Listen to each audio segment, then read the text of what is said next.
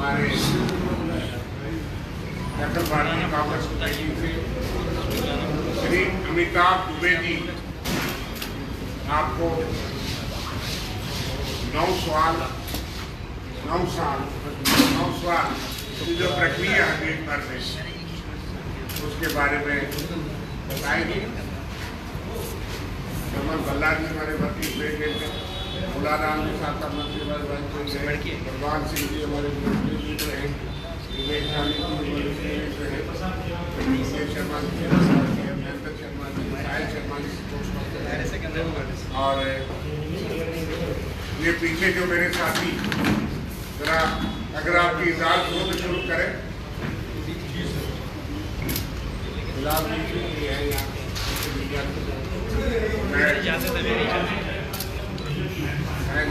चुप कराइए, ये बोलो क्या बात क्या है?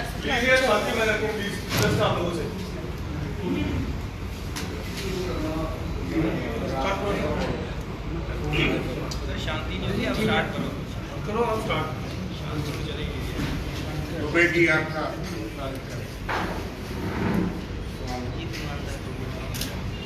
नमस्कार साथियों, उपस्थित नेतागण, मुझे बड़ी खुशी है यहाँ आने का मौका मिला। मैं सीधी सी बात आपके सामने रख देता हूँ। प्रधानमंत्री मोदी जी के 9 साल के शासनकाल में सरकार ने अनेक दावे किए हैं अपने परफॉर्मेंस के बारे में, रिकॉर्ड के बारे में। कांग्रेस पार्टी बस उनके लिए 9 सवाल, मैं आपके सामने ये 9 सवाल पेश करूंगा। थोड़े से आंकड़े खास करके अर्थव्यवस्था से संबंधित मैं आपके सामने पेश करूंगा, लेकिन मैं सबसे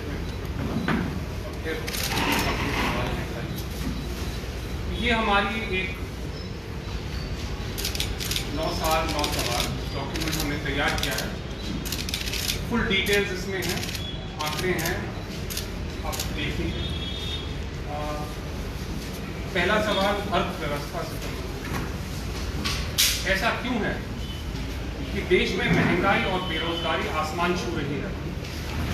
क्यों अमीर और अमीर हुए हैं और गरीब और गरीब? सार्वजनिक संपत्तियों को मोदी जी के मित्रों को क्यों बेचा जा रहा है? आर्थिक विषमताएं क्यों बढ़ रही हैं? आप सबको मालूम है, मैं आपको सीधा सा चार्ट दिखाना चाहता हूँ, ये आपकी कॉपीज में भी होगा। एलपीजी का रेट 2014 और 2023 410 रुपये से 1100 रुपये पहुँच गया है। पेट्रोल का 71 रुपये से 100 तक पहुँच गया है प्रति लीटर। सरसों का तेल 90 रुपये से 140 से ज़्यादा पहुँच गया है। आटा 22 से 35 रुपये किलो, दूध 35 से 53 रुपये। ये साफ दिखाता है कि पूरी दावे सरकार कर रही है, तो आम जनता पे असर इस केबल से हो रहा है। कई विशेषज्ञों का मानना है कि जो युवा बेरोजगारी है, बेरोजगारी तो है, युवा बेरोजगारी 30 से 40% तक पहुंच गई है पहले से, 30 से 40% तक।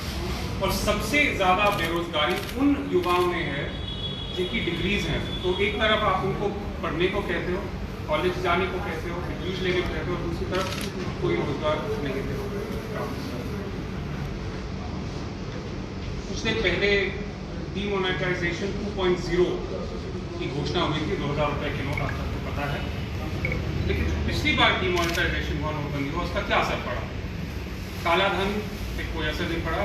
आपको मालूम है कि कर्नाटक में अभी जो चुनाव हुआ है, वहाँ पे 40% सरकार के खिलाफ हमारा एक पूरा कैंपेन चला, बहुत बड़ी जीत हुई। और आप कर्नाटक वालों से पूछ सकते हो कि वहाँ पे काले धन पे क्या असर पड़ा नोटबंदी का। जो कैश इन सर्कुलेशन है पिछले 2016 के बाद 71% बढ़ा। तो दूसरा कारण जो सरकार ने दिया था नोटबंदी का था कि डिजिटल इंडिया, लोग अपने फोन से पेमेंट करेंगे। लेकिन जो कैश है 30 लाख करोड़ तक पहुंच गया, इससे सबसे ज़्यादा इस देश के पूरे इतिहास में। तो इस स्पष्ट है कि जो भी दावे सरकार के थे इस और मैं याद दिलाना चाहता हूँ कि नोटबंदी के कारण भारतीय आर्थिक ग्रोथ रेट में बहुत बड़ा घाटा हुआ था, नेगेटिव में आ गया था, 8 से 4% पहुँच गया था। वो कोरोना के पहले, कोरोना का असर मैं इसमें मिला नहीं रहा, कोरोना के पहले हम आगे GDP रिपोर्ट किया था, तो एक कॉस्ट बड़ा हाई था और डिलीवरी जीरो थी। GST की बात करते हैं, मोदी जी ने टैक्स टेररिज्म के बारे में बहुत कुछ कहा है, लेकिन सच्चाई ये कि GST का जो इम्प्लीमेंटेशन हुआ था, मैं एक और उदाहरण देता हूँ आपको किस प्रकार छोटे व्यापारी बिजनेसेस पे इसका इम्पैक्ट हुआ था। 2017 और 22 के बीच नियम कितनी बार बदले? हर दूसरे दिन कोई ना कोई नियम बदला। 5 साल की बात कर रहा हूँ मैं। 869 नोटिफिकेशंस, 143 सर्कुलर्स, 38 ऑर्डर्स, हर दूसरे दिन कुछ ना कुछ बदलता जा रहा है। तो ऐसे इसका इम्पैक्ट आप सोच सकते हैं कि छोटे बिजनेसेस में किस प्रकार का होगा। फायदा सिर्फ वकीलों का और चार्टर्ड अकाउंटेंट्स का हुआ है, बिजनेसेस का नहीं हुआ। अब आते हैं पब्लिक सेक्टर पे। जैसे कि मैंने कहा, बेरोजगारी की बहुत गंभीर समस्या है। पब्लिक सेक्टर में 2014 और 2022 के बीच जो PSUs जॉब्स हैं 13 लाख से 8 लाख तक पहुंची है, यानी 5 लाख कम हुई है। रेलवेज में 18 लाख से 12 लाख तक गिरी है। तो एक तरफ रोजगार की समस्या है, दूसरी तरफ आप पब्लिक सेक्टर या निजीकरण हो या जो भी कारण हो, जॉब्स आप घटाते जा रहे हैं। तो ये है पिछले 9 सालों की कहानी। और इससे जुड़ी बात ये है कि जो पब्लिक सेक्टर जॉब्स हैं उसमें रिजर्वेशन होता है, SC, ST, OBC।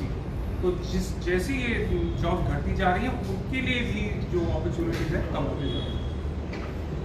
Private investment गिरा है, UPA में 25% था GDP का, अब 20 से कम हो गया है। तो ऐसे बहुत आंकड़े हैं, इसमें आप देख सकते हैं।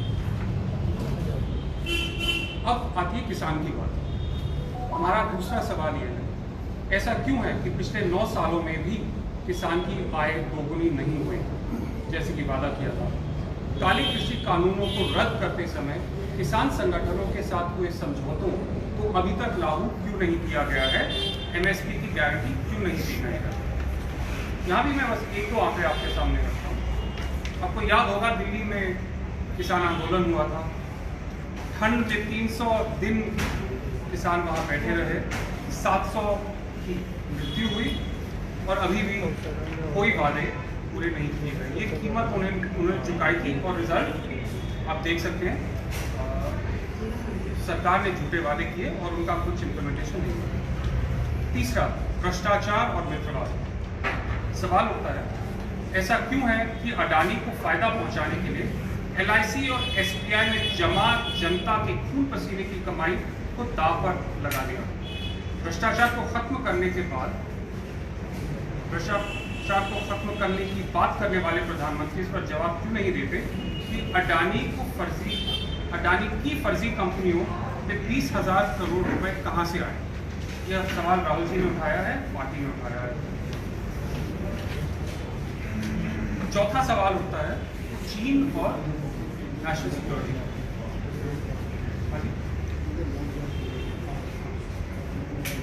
ऐसा क्यों है कि चीन को लाल आंख दिखाने की बात करने वाले प्रधानमंत्री ने उसे 2020 में क्लीन चिट दी? ना कोई आया है, ना कोई घुसा आया, आपको याद होगा। जबकि आज भी हमारी जमीन पर कब्जा करके बैठे हुए। सारी डिटेल्स रिपोर्ट में है, अगर आपको चाहिए। सामाजिक सद्भाव, 5वां सवाल। ऐसा क्यों है कि चुनावी फायदे के लिए जानबूझकर बंटवारे की राजनीति को हवा दी जा रही है और समाज में डर का माहौल बनाया जा रहा है? छठा सवाल, सामाजिक न्याय। ऐसा क्यों है कि महिलाओं, दलितों, ST, OBC और अल्पसंख्यकों के खिलाफ हो रहे अत्याचारों पर प्रधानमंत्री चुप रहते हैं? वे जाति जनगणना की मांग को क्यों नजरअंदाज कर रहे हैं? एक बहुत महत्वपूर्ण मांग है। 7वां सवाल, लोकतांत्रिक संस्थाएं। ऐसा क्यों है कि विपक्षी दलों और नेताओं के खिलाफ बदले की भावना से कार्रवाई की जा रही है? क्यों जनता द्वारा चुनी गई विपक्षी दलों की कई सरकारें गिराई गई? पिछले 9 सालों में संवैधानिक और लोकतांत्रिक संस्थाओं को क्यों कमजोर किया जा रहा है? 8वां सवाल, जन कल्याण योजना। ऐसा क्यों है कि बजट में कटौती करके मनरेगा जैसे जन कल्याण की योजना को कमजोर किया जा रहा है? गरीब, आदिवासी और जरूरतमंदों के सपनों को क्यों कुचला दिया? और आखिरी क्वेश्चन, आपको याद होगा कोरोना से संबंधित है। ऐसा क्यों है कि कोरोना के कारण 40 लाख लोगों की मौत के बाद, 40 लाख वैसे 47 लाख आंकड़ा WHO का है, और इंडिया में सबसे ज़्यादा मौतें कोरोना काल में इंडिया में हुई 47 लाख। 47 लाख लोगों की मौत के बाद उनके परिवारों को मुआवजा देने से मना कर दिया गया। क्यों अचानक लॉकडाउन करके लाखों कामगार साथियों को घर जाने के लिए मजबूर किया गया और उन्हें उनके हाल पर छोड़ दिया गया? और 4 करोड़ आपको याद होगा मजदूर पूरे देश में भटक रहे थे अपने घर जाने की कोशिश। तो ये हमारे 9 सवाल हैं, इनके डिटेल्स मैं दे सकता हूँ।